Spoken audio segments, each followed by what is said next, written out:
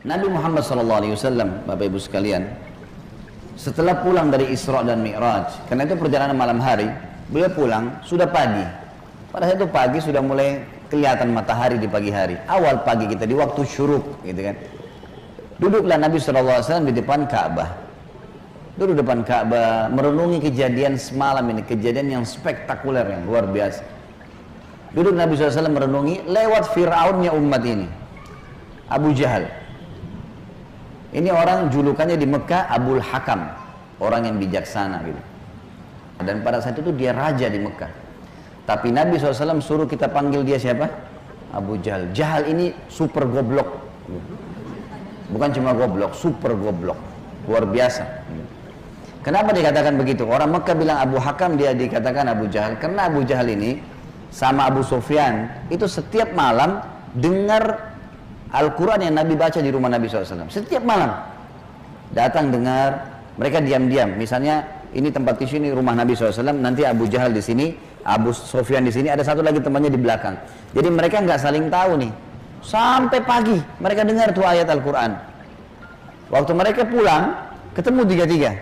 Lo saling tanya, kenapa kalian sini? Kenapa kalian sini? Kenapa kamu sini? Kenapa kamu sini? Oh, saya dengarkan ayatnya yang Muhammad baca. Kata Abu Jahal, kita janjian, nggak boleh terulang. Kalau masyarakat Mekah tahu kita dengar apa yang Muhammad baca, nanti beriman semua nih. Sepakat ya, sepakat, nggak ada yang hilangi. Besok malam datang lagi tiga-tiganya. Karena mereka satu sama yang lain menyangka temannya nggak bakal datang. Penasarannya. Ketemu lagi pagi, sepakat lagi, jangan ulangi ya. Hari ketiga ulangi lagi. Datang lagi tiga-tiganya. Ini kejadian nyata dalam sebuah riwayat Bukhari disebutkan itu. Maka tiba-tiba saja setelah itu, saya lupa namanya satu orang tokoh Quraisy itu yang bilang sama Abu Sufyan, wahai Abu Sufyan, bagaimana pendapatmu apa yang kau dengar dari Muhammad? Kata Abu Sufyan, yang saya tangkap, ini kita bukan anak-anak nih. Ini apa yang kita dengar 3 hari kita janjian tidak datang, tapi kita datang terus karena penasaran. Ini pasti ada sesuatu. Bagaimana pendapatmu? Kata Abu Sufyan, ada yang saya mengerti dan punya makna yang tinggi, bagus. Ada yang saya tidak mengerti, tapi saya yakin itu kebenaran. Kata yang satu ini, saya juga begitu. Saya yakin nih kebenaran. Kita tanya Abu Hakam, datangi rumahnya Abu Jahal. Wahai Abu Hakam, apa pendapatmu yang kau dengar 3 hari dari Muhammad? Apa Abu Jahal bilang apa? Demi Allah, kan orang Mekah pakai kata demi Allah. Mereka tahu, mereka ikuti ajaran Nabi Ibrahim AS. Cuma mereka musyrik. Mereka datangkan berhala, dijadikan perantara dengan Allah. Allah nggak mau tuh, gitu kan? Maka dia bilang, demi Allah saya tahu Muhammad benar. Kata dia. Loh, kata Abu Sufyan, lalu kenapa kau tidak beriman? Kamu raja kami, kalau kau beriman, ini satu Mekah beriman semua nih. Apa kata dia? Ini fanatisme, kebodohan nih. Ini sebab julukan Abu Jahal keluar. Dia bilang, dari dulu sukunya Muhammad sama suku aku bersaing di Mekah. Mereka berikan makan minum jemaah haji, kami juga berikan makan minum jemaah haji. Mereka buat pasukan untuk membela Mekah, kami juga buat pasukan membela Mekah. Pokoknya apa yang mereka buat, kami buat. Sehari buat mereka, sehari buat kami. Jadi bersaing terus. Sekarang dari sukunya Muhammad keluar Nabi, sukuku tidak ada nabinya. Kalau aku beriman berarti sukuku kalah. Hanya itu, fanatisme kebodohan gitu. Dia bilang, maka itu saya tidak akan beriman sama Muhammad. Gara-gara perkataan dia itu, Abu Sufyan dan ini juga ikut-ikutan nih. Satu Mekah semua nggak mau. Tentu Abu Sufyan nanti akhirnya masuk Islam setelah masuk kota Mekah. Tapi pada saat itu tidak mau juga. Baiklah. Ini sebab julukan keluar Abu Jahal. Lewat nih Abu Jahal nih. Lalu dia lihat Nabi SAW lagi merenungi, kayak ada sesuatu lagi difikirin. Dia bilang, wahai Muhammad, kalau bahasa kita ginilah, bahasa sederhana riwayat itu, kenapa kau melongo-longo seperti ini? Kok kamu kayak orang bingung, ada apa? Nabi SAW dengan polosnya ceritain, semalam, ini yang diceritain kepada Abu Jahal nih. Ini yang paling benci sama Islam. Kata Nabi SAW, semalam datang kepada saya malaikat bernama Jibril. Jibril datang membawa borak. Borak itu kuda bersayap. Ini kuda bersayap sampai hari kiamat tidak ada nih kalau di kehidupan kita. Zaman itu, sekarang saja orang tidak percaya kalau ada kuda bersayap gitu kan. Apalagi zaman kuda bersayap, terbang. Saya naik di atasnya terbang. Dimanapun matanya lihat sebuah tempat, kakinya sudah di sana. Lalu saya tiba di Palestina. Turun di Masjid Aqsa, saya sholat. Saya imami para nabi-nabi. Nabi-nabi ini 120.000 orang. Bagaimana bisa? Allahu a'lam. Nabi sampaikan, saya imam. Lalu kemudian saya naik di atas burak, saya mi'raj ke langit. Di langit pertama ketemu dengan Adam, langit kedua ketemu dengan Nabi yang bersaudara sepupu, Isa dan Yahya. Langit ketiga ketemu dengan Idris, langit keempat ketemu dengan Yusuf, langit kelima ketemu dengan Harun, keenam Musa, ketujuh Ibrahim alaihissalam. Tentu kisah Isra Mi'raj panjang ya, karena perjalanan antara Mekah ke Palestina itu selama perjalanan Nabi SAW diperlihatkan tentang jenis-jenis azab kubur. Saya nggak ceritain di sini. Yang jelas Nabi SAW ceritain semua tuh, apapun yang terjadi. Saya ringkaskan saja. Kemudian waktu Mi'raj ke langit, Nabi SAW ketemu dengan Nabi-Nabi lalu ngobrol. Sempat ngobrol sama Adam, ngobrol sama Yahya dan Isa, ngobrol sama Yusuf, sama Idris, sama Harun, sama Musa, sama Ibrahim alaihissalam. Tapi yang masyhur riwayat adalah Nabi SAW banyak berbicara dengan Musa. Pada saat menerima waktu 50 waktu sholat, beliau turun di langit ketujuh. Ibrahim tidak ngomong, langit keenam Musa tahan. Lalu bertanya, berapa yang diperintahkan umatmu hai Muhammad? Berapa yang Allah perintahkan? Kata Nabi SAW 50 waktu sholat. Minta keringanan, umatmu tidak bisa. Lalu kemudian Nabi SAW kembali, minta diringankan 5, jadi sisa 45. Ditahan lagi sama Musa. Musa berkata, berapa hai Muhammad?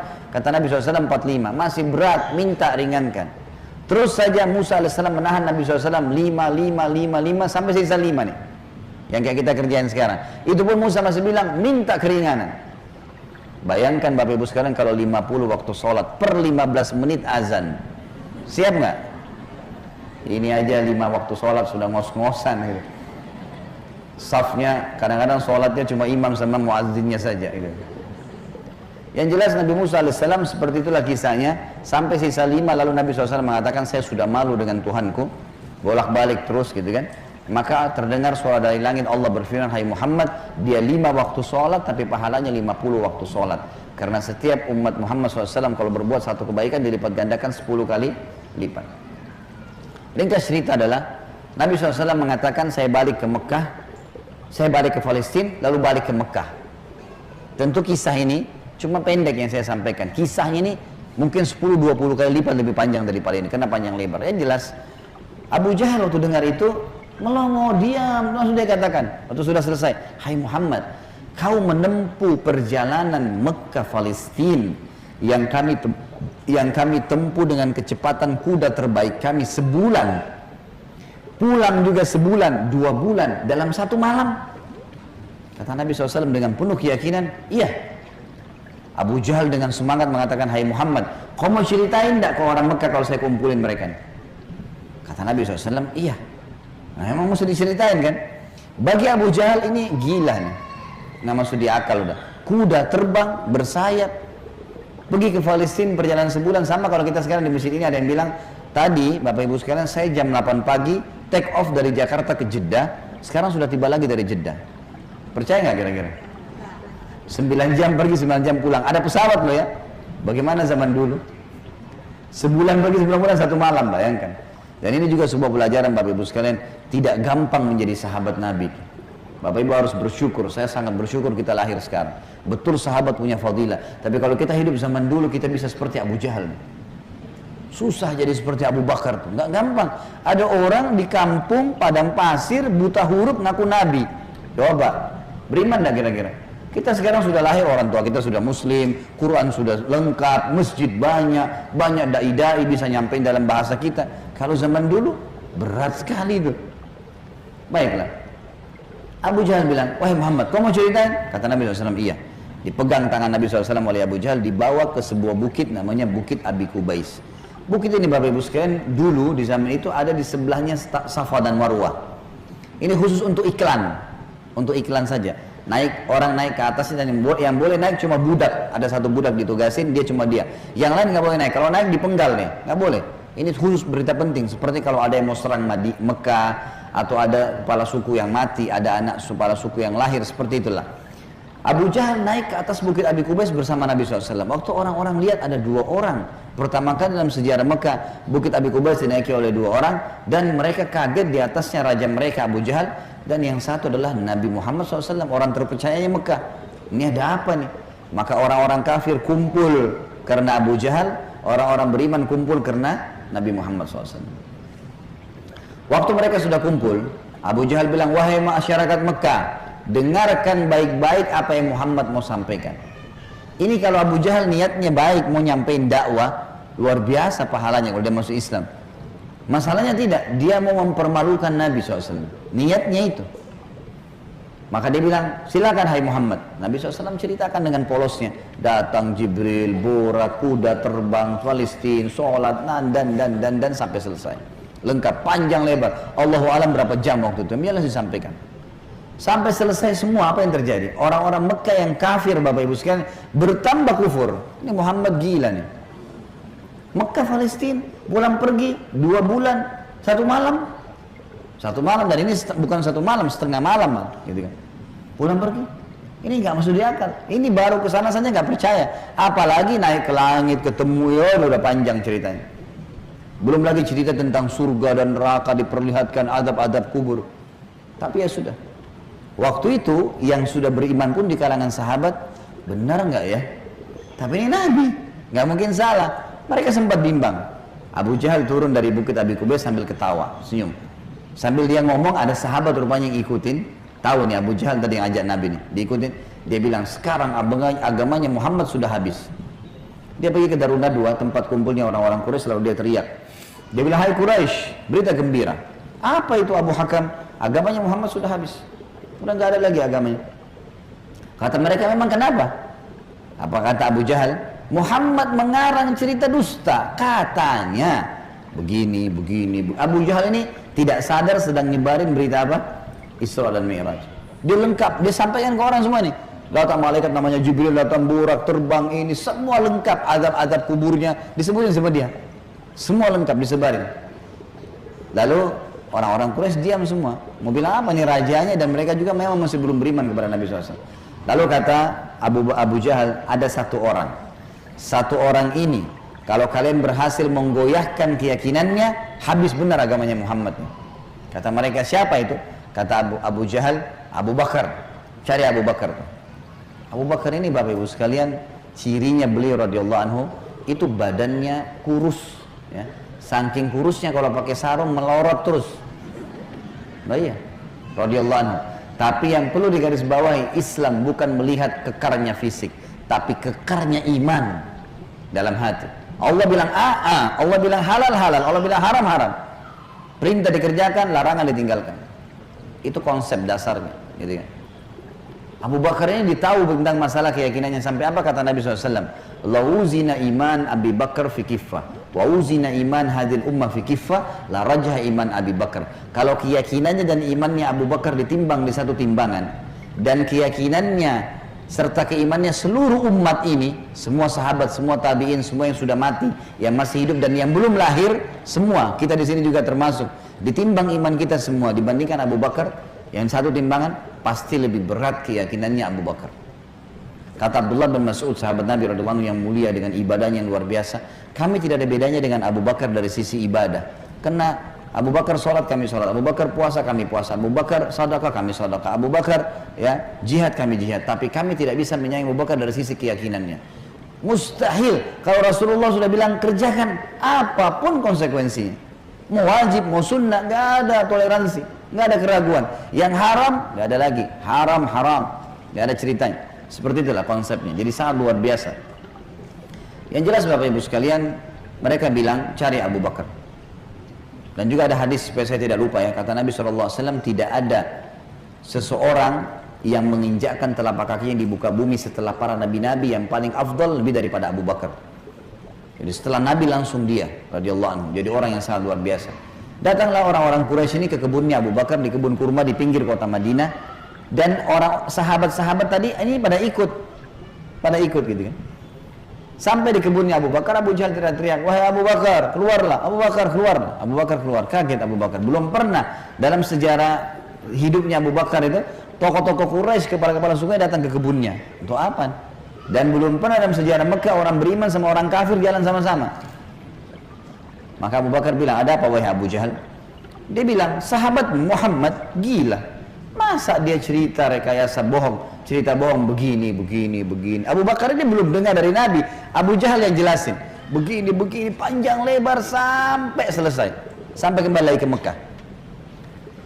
Abu Bakar sudah tahu nih apa tujuannya Abu Jahal. Kalau dia mau beriman, dia sudah beriman kepada Nabi, tapi datang sini mau ngacoin. Kata Abu Bakar ada dua riwayat. Riwayat yang pertama, wahai Quraisy, bukan cuma Abu Jahal, wahai Quraisy, Muhammad mengaku turun wahyu dari langit ke rumahnya dan saya percaya. Apa bedanya dengan dia kalau naik ke langit? Sama saja, tidak akan menggoyahkan saya. Riwayat yang kedua yang unik nih, dia mengatakan, wahai Quraisy, ketahuilah kalau depan mata saya ada tembok warnanya putih, jelas putih. Muhammad bilang tidak Abu Bakar, itu hitam. Saya akan bohongkan mata saya dan saya bilang hitam. Luar biasa. Mau digoyahkan bagaimana nih? Tembok putih? Enggak, salah Abu Bakar. Oh iya, salah. Matanya salah. Bayangin tuh.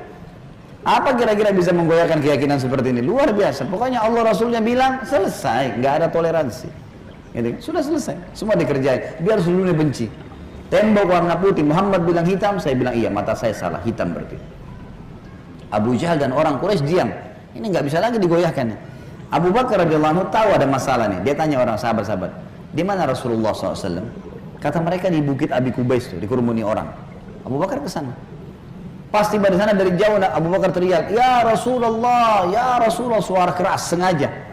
Orang waktu dengar orang teriak, semua bubar-bubar, kasih jalan. Seperti kalau di masjid ada yang teriak dari belakang panggil saya, mungkin Bapak Ibu akan lihat ke arahnya. Suaranya keras sengaja. Nabi SAW melihat yang datang, Abu Bakar senyum, udah tahu siapa yang datang. Ini tokohnya umat nih, luar biasa. Jadi dia bisa membalik Bapak Ibu sekalian Abu Bakar dengan hikmah Allah. Satu Mekah yang ragu tadi, yang kafir dan yang beriman pun tentang Isra Mi'raj ini kembali semuanya percaya kalau itu terjadi. Dia bisa membalik itu dengan hikmah Allah. Ini kisahnya begitu. Abu Bakar lalu mengatakan, ya Rasulullah, dengan suara keras, Abu Jahal datang ke kebun saya dan berkata, kalau anda menceritakan begini, diceritain semua sambil jalan sambil ngobrol nih, sambil bicara. Jadi orang pada makin nyebar nih berita Isra Mi'raj. Ternyata Abu Bakar sudah dengar sampai selesai. Pas tiba naik di Bukit Abi Kubais sebelah Nabi SAW, Abu Bakar teriak dengan suara keras, benarkah ya Rasulullah? Ini pertanyaannya. Dan di sini Abu Bakar tadi di kebunnya ingin meredam kekufurannya orang-orang kafir. Sudah berhenti gara-gara tembok putih jadi hitam tadi. Kemudian dia sekarang ingin mengembalikan imannya para sahabat yang sudah kendor nih. Waktu Nabi SAW sudah dekat dengan beliau, lalu dia mengatakan, benar ya Rasulullah? Kata Nabi SAW, benar wahai Abu Bakar. Abu Bakar teriak dengan suara keras, anda pasti benar. Kalimat anda pasti benar membuat sahabat semua, iya ya, ini Rasulullah, kok nggak mungkin salah. Kembali iman mereka lagi semuanya, gitu kan. Lalu Abu Bakar ingin membuat satu Mekah yakin Isra Mi'raj. Apa yang dia lakukan? Dia bilang, ya Rasulullah, saya mau minta satu hal, bisa? Kata Nabi SAW, silahkan Abu Bakar. Di sini di Mekah, satu Mekah, semua tahu anda belum pernah ke Palestina. Belum pernah ke Palestina. Dan di Mekah ini ada tokoh-tokoh Quraisy, bukan orang biasa, kepala-kepala sukunya, yang selalu bolak-balik Palestina. Yang Allah sebutkan, rihlatas syita'i was saif.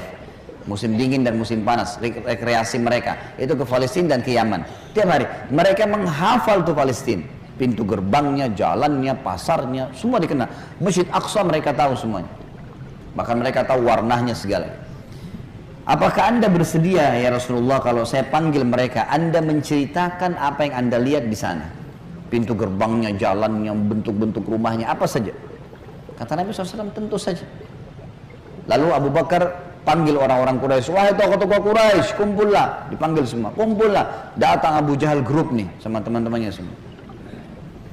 Tiba di situ kata Abu Bakar, hai Quraisy, Muhammad akan menceritakan sesuatu pada kalian tentang Palestina. Kalian semua tahu Muhammad belum pernah ke Palestina. Kalian harus tahu kalau Muhammad menceritakan sesuatu tentang Palestina persis seperti apa yang kalian tahu. Warna pintu gerbangnya, jalannya, rumah-rumahnya, pasarnya, Masjid Aqsanya, harus sportif mengatakan Muhammad benar. Kalau ada satu saja yang Muhammad ceritakan tidak sesuai dengan apa yang kalian tahu, kalian punya hak mendustakannya. Setuju? Setuju. Muhammad gak pernah lihat, gitu kan? Kalau zaman sekarang, Bapak Ibu sekalian, saya mau ceritakan Bapak Ibu Masjid Aqsa, sekarang bisa. Tinggal pakai foto satelit, keramik yang pecah pun saya bisa ceritain. Ini keramiknya ada yang pecah, yang kesekian dari tiang sini, bisa dilihat. Imamnya lagi sholat, bisa kelihatan. Zaman dulu bagaimana? Harus lihat dengan mata kepala, nggak mungkin tidak. Gitu. Kata Quraisy, baik kami setuju. Kata Abu Bakar, silakan ya Rasulullah. Dalam penutupan hadis Bukhari, kata Nabi SAW, Allah Azza wa Jal membukakan Palestina di depan mata saya. Seperti saya lagi lihat. Maka saya menceritakan mereka pintu gerbangnya, jalan-jalannya, pasar-pasarnya, semuanya. Bahkan saya bisa menghitungkan buat mereka tiangnya Masjid Aqsa. Gitu kan? Dan subhanallah, setiap kali Nabi SAW sebutkan tentang ciri Palestina dan Masjid Aqsa, orang-orang Quraisy dari tokoh-tokoh Quraisy mengatakan Muhammad benar, Muhammad benar, Muhammad benar. Terus, dan ini jumlahnya belasan orang nih.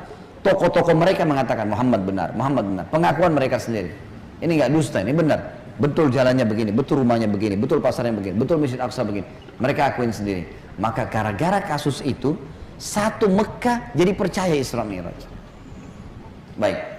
Abu Bakar sudah selesai ini perannya. Sahabat sudah kembali imannya. Orang-orang kafir sudah tidak jadi lagi bisa membatalkan keimanannya Nabi SAW dan agamanya.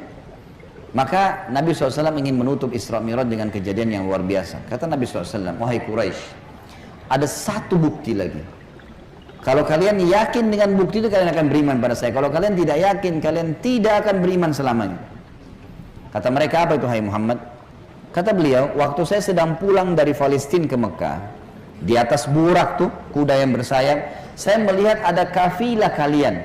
Kafilah ini 3 ekor unta ke atas, sedang jalan. Jumlahnya sekian belas unta, di atasnya ada fulan, orang-orang Quraisy, fulan, dan unta yang paling depan, unta berwarna putih, di lehernya ada kain warna merah. Di tengah-tengah lembah, mereka sempat kehilangan unta, dan saya lihat unta mereka. Lalu saya teriak, wahai Quraisy, unta kalian di lembah fulan. Karena Nabi kenal semua nih siapa yang ada di situ. Orang-orang Quraisy, tokoh-tokohnya. Ada lembah fulan, ambillah. Maka mereka mengikuti suara saya dan mereka menemukan unta mereka. Kafilah itu 2 hari lagi sampai di Mekah. Tanya pada mereka. Ini detail sekali nih. Kalau sekarang orang dari Bandung ke Jakarta, saya mau tahu mobilnya di mana, saya bisa ikutin. Seperti tadi. Ada kamera, ada satelit, canggih. Zaman dulu bagaimana caranya ceritain kecuali kalau lihat dengan mata kepala. Ini bukti real. Setelah 2 hari Bapak Ibu sekalian, satu kota Mekah, perempuannya, laki-lakinya, orang tua, anak-anak yang kafir, yang beriman, semua kumpul. Di pintu gerbang Mekah namanya pintu Bani Syaibah, suku Syaibah. Mereka kumpul semua, mereka nunggu nih, benar tidak nih kafilan? Ditunggu, ini sudah heboh satu Mekah nih. Subhanallah, menjelang waktu duhur, lewat betul tuh kafilah. Persis seperti yang Nabi ceritain. Jumlah untanya, nama orang-orangnya, unta paling depan warna putih, di lehernya ada kain merah. Karena penasaran, orang-orang Quraisy di Mekah ini bilang, hai Quraisy dari kafilah, kalian dari mana? Kata mereka, kami dari Palestina. Lalu bertanya lagi orang Mekah nih, apakah kalian sempat kehilangan unta di tengah jalan? Mereka bilang iya. Lalu apa yang kalian lakukan? Pertanyaan bertubi-tubi nih. Kami mendengarkan suara entah dari mana mengatakan, wahai Quraisy, unta kalian di lembah fulan. Kami ikuti, kami dapat unta kami. Sekarang orang-orang Quraisy di kafilah penasaran, wahai Quraisy Mekah, dari mana kalian tahu nih? Belum satu orang pun di antara kami masuk ke Mekah. Belum ada gosip nih, kok bisa sudah sampai? Belum ada masuk nih. Mereka sepakat mengatakan dari Muhammad. Semua orang mengatakan dari Muhammad. Semenjak itu semuanya percaya Isra Mi'raj terjadi. Ini tanda-tanda yang luar biasa. Makanya Allah turunkan surah nomor 17 khusus namanya surah Al-Isra, menceritakan masalah itu, sebuah keajaiban yang luar biasa, mukjizat Nabi Muhammad sallallahu alaihi wasallam.